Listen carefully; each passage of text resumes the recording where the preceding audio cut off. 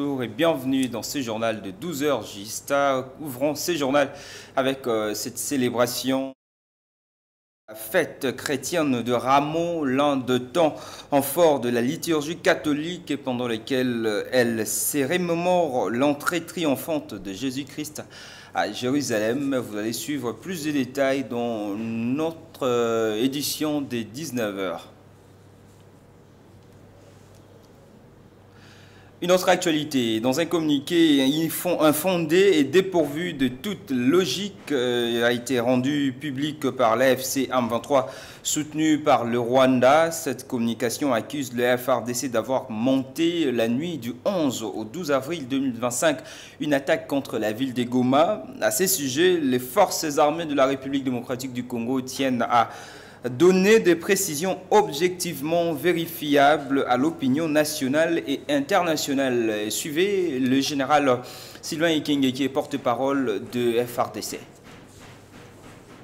Communiqué infondé et dépourvu de toute logique a été rendu public par l'AFC M23 soutenu par le Rwanda. Cette communication accuse les forces armées de la République démocratique du Congo d'avoir monté la nuit du 11 au 12 avril 2025 une attaque contre la ville de Goma. À ce sujet, les forces armées de la République démocratique du Congo tiennent à donner des précisions objectivement vérifiables suivantes à l'opinion nationale et internationale. 1. Au nord de la province. Leur première position se trouve à plus de 300 km de la ville de Goma, dans le territoire de Lubero, au grand nord de cette province. 2. À l'ouest de Goma, les forces armées de la République démocratique du Congo sont en pleine défensive dans le territoire de Walikale. Au sud de Goma, les premières positions des FARDC sont à des centaines de kilomètres de la ville de Bukavu, dans les territoires de Mwenga, Uvira, Fizi et Chabunda. Le communiqué de l'AFC M23, taillé de toutes pièces, est en réalité un scénario sciemment monté, non seulement pour camoufler et justifier les tueries quotidiennes des civils dans la ville de Goma, mais aussi et surtout pour manipuler l'opinion et également satisfaire leurs appétits criminels. C'est une manœuvre dilatoire concoctée pour tenter de faire capoter toutes les initiatives de paix en cours. Les forces armées de la République démocratique du Congo, tout en demeurant vigilantes et respectueuses des droits de la guerre, restent attachées aux engagements souscrits par la haute hiérarchie pour le retour d'une paix définitive dans l'Est de la République démocratique du Congo et dans la sous-région. La République démocratique du Congo est de nouveau éligible au Fonds pour la consultation de la paix des Nations Unies pendant une durée de 5 ans, soit de 2025 à 2029. Il s'agit d'une étape importante dans les partenariats entre la République démocratique du Congo et les Nations Unies. Les détails avec Sylvain Kapombo. La République démocratique du Congo a été déclarée à nouveau éligible au Fonds pour la consolidation de la paix des Nations Unies, PBF, pour une période de 5 ans, de 2025 à 2029. Cette décision a été confirmée par le secrétaire général des Nations Unies, Antonio Guterres, dans une correspondance datée du 9 avril 2025, adressée au président Félix-Antoine Tshisekedi Tshilombo. Le renouvellement de l'éligibilité du pays marque une nouvelle étape dans le partenariat entre le gouvernement congolais et l'Organisation des Nations Unies pour la consolidation de la paix en RDC. Le PBF continue de soutenir le renforcement des capacités nationales de consolidation de la paix en œuvrant pour pérenniser les acquis. Ce soutien sera mis en œuvre à travers des initiatives coordonnées par l'équipe des Nations Unies en République démocratique du Congo, en alignement avec les cadres de coopération des Nations Unies pour le développement durable 2025-2029. À travers ce soutien, le fonds poursuivra son engagement aux côtés du gouvernement congolais pour renforcer les capacités nationales de consolidation de la paix en veillant à pérenniser les acquis, a écrit Antonio Guterres dans sa lettre au président Tshisekedi. Depuis 2009, le PBF soutient la RDC à travers des projets visant à renforcer la gouvernance, la cohérence des mécanismes de consolidation de la paix et la prévention des conflits. L'éligibilité renouvelée du pays au fonds envoie également un signal fort sur l'importance de maintenir une attention particulière à la consolidation de la paix dans un contexte financier mondial complexe, comme l'a précisé Adama Moussa, coordonnateur résident par intérim des Nations Unies en RDC. Lors du précédent cycle de 2019 à 2024, le PBF a soutenu 22 projets pour un montant de 49 millions de dollars américains dans les provinces du Kasaï, Kasaï central, Sud Kivu et Tanganyika en faveur de la cohésion sociale, de la gouvernance locale inclusive, de la réintégration communautaire et de la prévention des conflits. Pour ces nouveaux cycles, 3 axes prioritaires ont été validés par les comités de pilotage du PBF. Les renforcements de la gouvernance et la cohérence des mécanismes de consolidation de la paix et de prévention des conflits, les soutiens à la résilience des communautés vulnérables et les renforcements de la protection des civils, de la sécurité des droits humains et de la justice, y compris transitionnelle, dans le cadre de la transition post-MONUSCO. Les initiatives seront mises en place au fur et à mesure selon les allocations annuelles déterminées par le Bureau d'appui à la consolidation de la paix à New York sous la coordination des autorités nationales et du secrétariat conjoint du PBF basé à Kinshasa. Et nous allons continuer ce journal. 75 $ américains est désormais le prix du passeport qui sera officiellement fixé dans le prochain jour. L'annonce a été faite par le président de la République, Félix Tshisekedi, lors de la réunion du Conseil des ministres tenue le vendredi 11 avril 2025. Écoutez les détails avec le porte-parole du gouvernement, Patrick Mouyaya, dans ses comptes rendus. Le deuxième point de la communication du président de la République a porté sur la réduction du prix du passeport biométrique ordinaire. Fidèle à son engagement pris en 2019 afin de soulager nos compatriotes du poids financier lié à l'acquisition du passeport ordinaire biométrique, le président de la République avait alors décidé d'en réduire le coût à l'équivalent en francs congolais de 99 $ américains.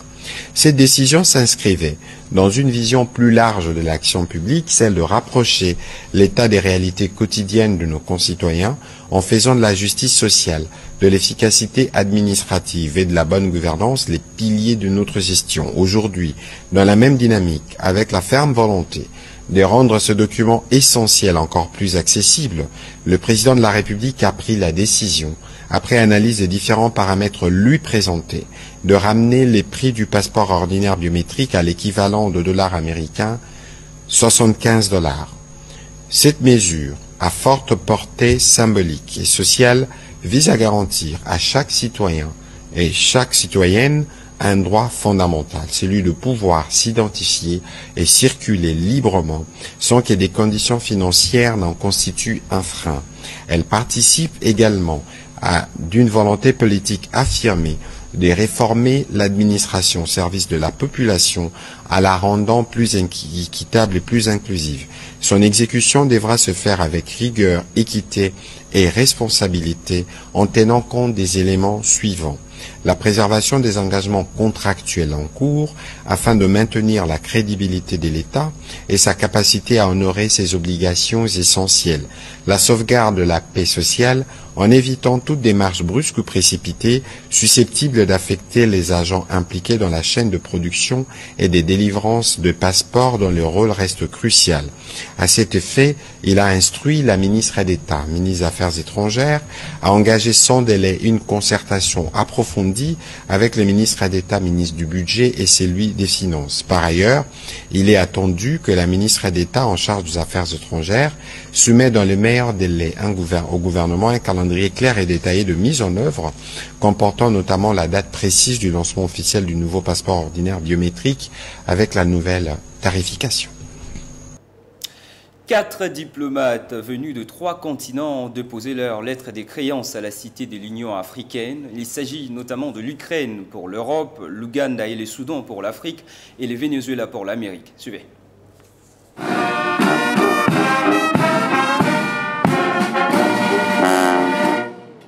Ballet diplomatique ce jeudi à la Cité de l'Union africaine. Le président de la République, Félix-Antoine Tshisekedi Tshilombo, a reçu les lettres de créance des 4 ambassadeurs extraordinaires et plénipotentiaires nouvellement accrédités en République démocratique du Congo.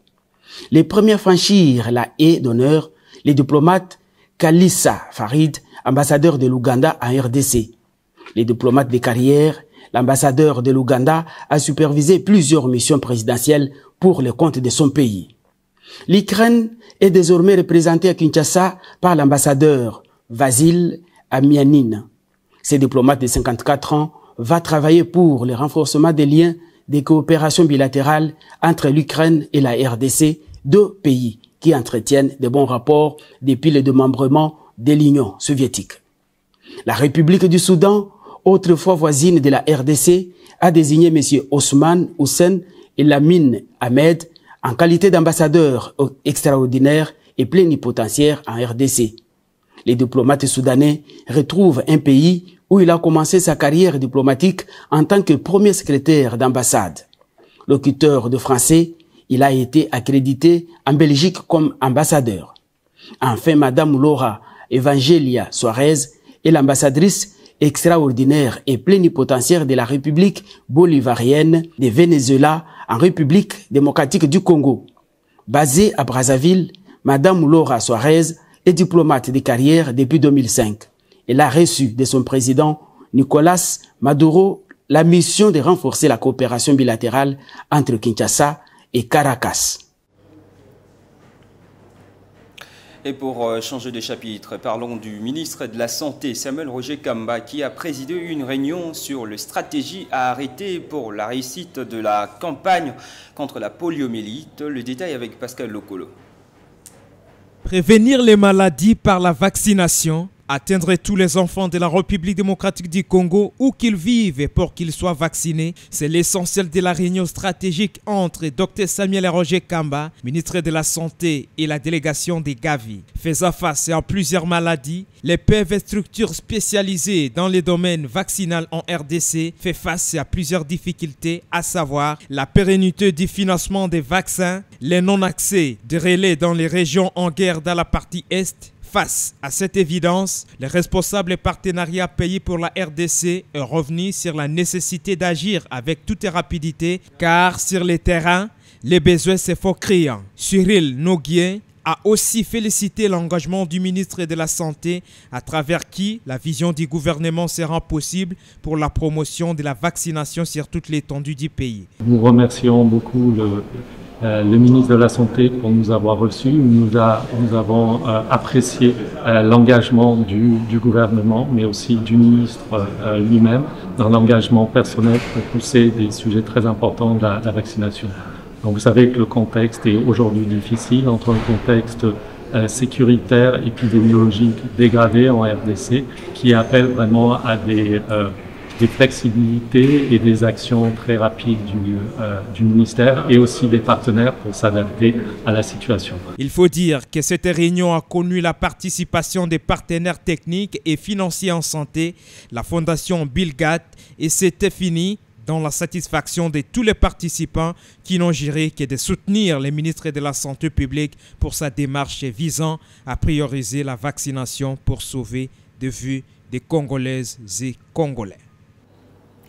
Profitons de la rencontre avec le vice-premier ministre en charge du transport, voies des communications et du désenclavement. Un élu de la ville de Goma a plaidé pour la réaffectation des agents et cadres des entreprises relevant de ces ministères, étant donné que cette ville occupée n'est plus sous la gestion des Kinshasa. Suivez.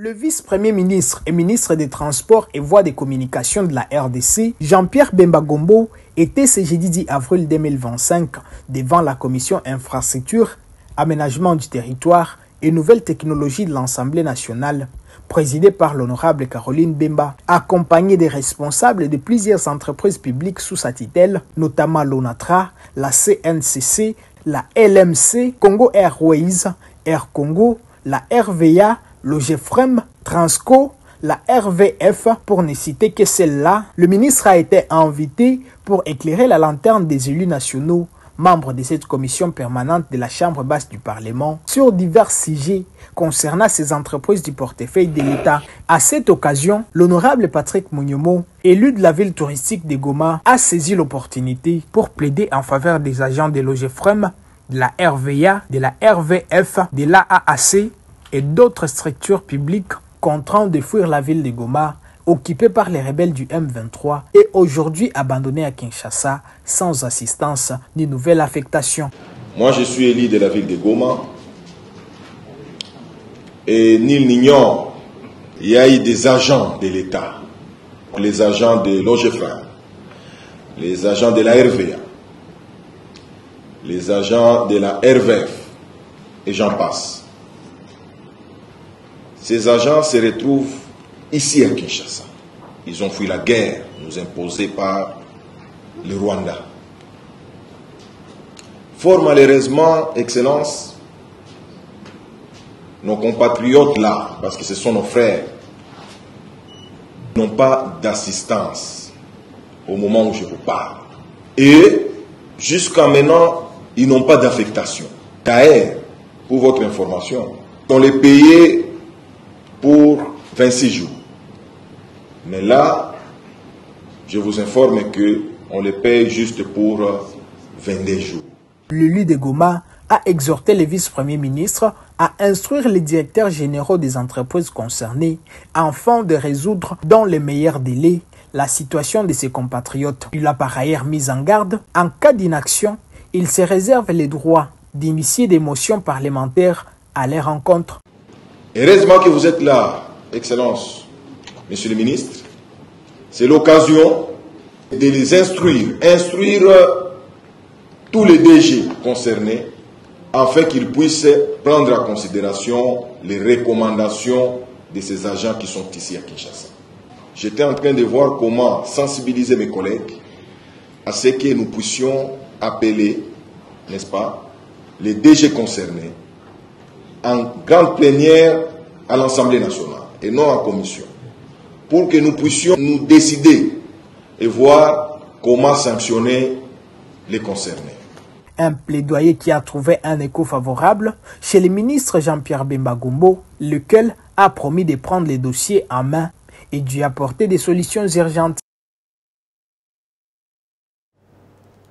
Voilà, c'était là les reportages de notre correspondant depuis Goma, Germain Chikoro. Redevabilité oblige, les ministres des Finances Doudou Fwamba a été face à la presse le mercredi. C'était pour présenter les avancées significatives enregistrées dans son secteur depuis la prise de ses fonctions. Il a également parlé, entre autres, du gain obtenu grâce à une restriction budgétaire. Suivez. Succès de sa participation à la matinée scientifique du 3 avril dernier à l'université de Kinshasa, le ministre des Finances Doudou Fwamba a poursuivi son exercice de redevabilité le mercredi 9 avril 2025 en échangeant avec des patrons de presse et grands reporters réunis au sein de l'ASBL Toile d'Araignée. Dans son brillant exposé, Doudou Fwamba a aussi présenté les avancées enregistrées depuis 2024, parmi lesquelles la stabilité du taux d'échange, la baisse de l'inflation, la réduction des dépenses d'urgence, l'instauration d'un plan de trésorerie et le renforcement de la coordination entre les politiques budgétaires et monétaires. La stabilité macroéconomique est maintenue en dépit de la situation du choc sécuritaire à l'est de notre pays. Il y a une stabilité relative du taux d'échange depuis la fin du mois de juin 2024 jusqu'à ce jour. J'ai réaffirmé qu'il y a une forte décélération du rythme de formation des prix intérieures qui a culminé à un indicateur de 2,3% en cumul annuel de l'inflation à fin 2025 contre 4% à la même période en 2024. Nous avons également imprimé une rigueur de gestion qui a pu baisser de 22% la moyenne d'exécution des dépenses en procédure d'urgence au premier semestre 2024 à 11% au second semestre. À cette occasion, les patrons des finances a passé en revue la stratégie d'ajustement budgétaire face au choc actuel, répondant avec excellence aux préoccupations soulevées. Il a par ailleurs annoncé la mise en place d'une politique adoptée par le gouvernement central dénommée la politique budgétaire restrictive. Voilà, c'est par cette note d'information que nous bouclons ces journaux. Merci à vous tous de l'avoir suivi. Suivez sur antenne à 16h juste le journal à Lingala avec Patricia Molengo.